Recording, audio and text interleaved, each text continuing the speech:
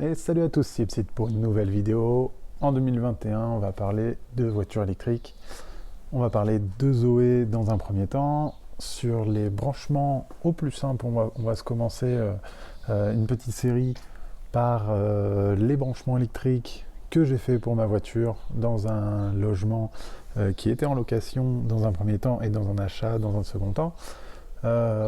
Sur les voitures électriques, n'hésitez pas à me poser des questions en commentaire, j'essaierai de refaire des petites vidéos, ça va être des vidéos hyper simples sur mon ressenti depuis 4 ans de voiture électrique, qu'est-ce que ça a changé, qu'est-ce qu'il faut prévoir, qu'est-ce qu'il faut avoir chez soi, les galères que j'ai eues, les galères que j'ai pas eues, les avantages, les inconvénients, tout ça. N'hésitez pas à m'envoyer des petits messages en commentaire, j'essaierai de refaire des vidéos là-dessus.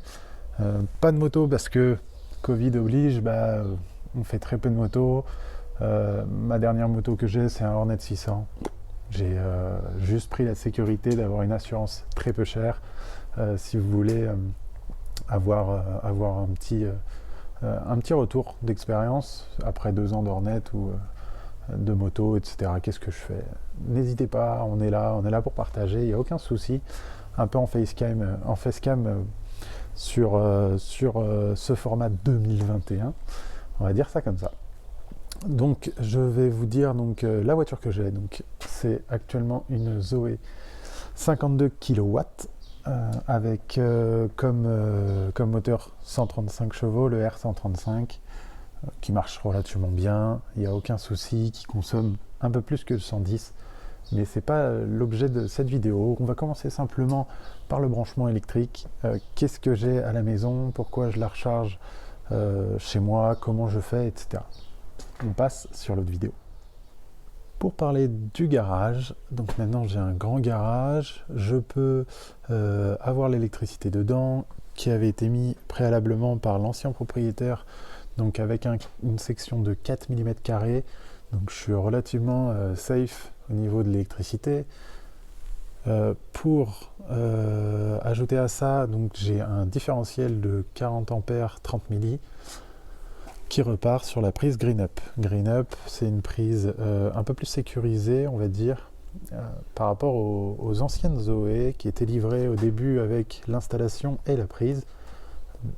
C'est une prise que vous pouvez trouver chez Leroy Merlin ou Casto, il n'y a aucun problème. Prise qui coûte, je crois, il me semble, entre 60 et 70 euros, et même elle est sur Amazon.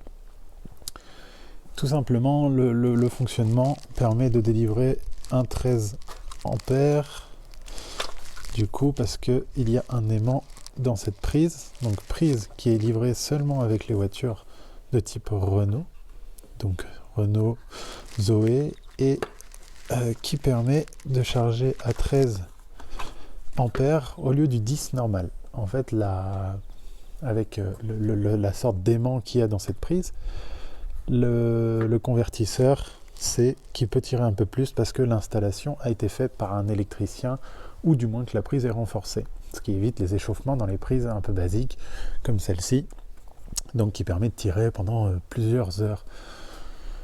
3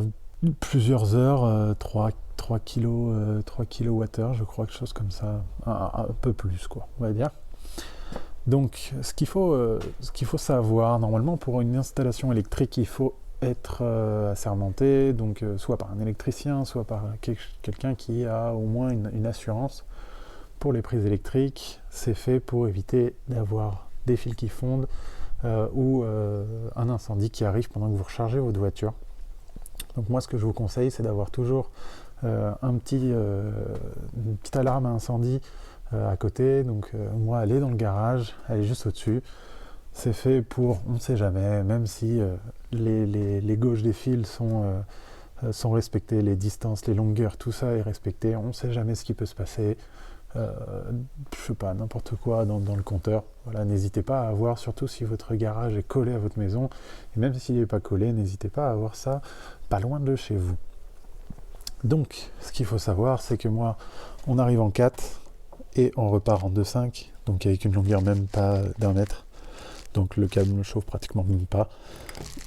Et du coup, on arrive sur la prise GreenUp. La prise GreenUp qui arrive sur la prise, donc du coup le convertisseur de Renault, et puis qui repart en T2 basique. et puis qui se charge du coup sur la voiture par ici.